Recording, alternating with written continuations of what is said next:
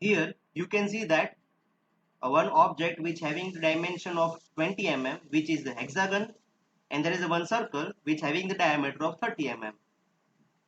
You already seen that there is the same figure but having the scale.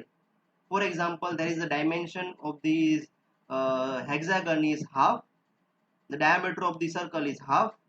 So how you can get that? It's so easy. By using the scale command, you can do that. For example, if you want to double the dimension of any kind of object, if you want to half of the dimension of any kind of object, then you can be able to use the scale command. So let's get started. Here we have one object, okay, which is similar to this first one, and I want to convert this object into the half.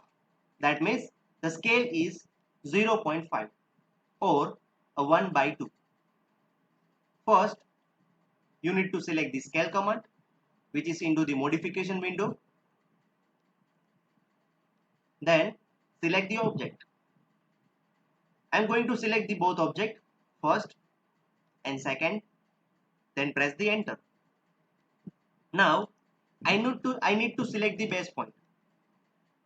The base point for me is the center of the circle.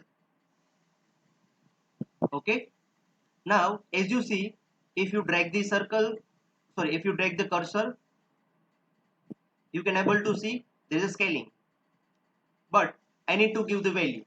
The value is 0.5 means half. Enter. Here you can able to see that the dimension will be half right now. Okay. Here I show you a linear dimension. It's a 10.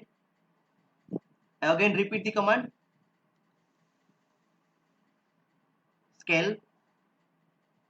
Select the object. Enter. Select the base point as a center and give the value 2 gem 1. That means a twice. 2. Enter. You can see the image will be came to the original position, original shape. It's a 20.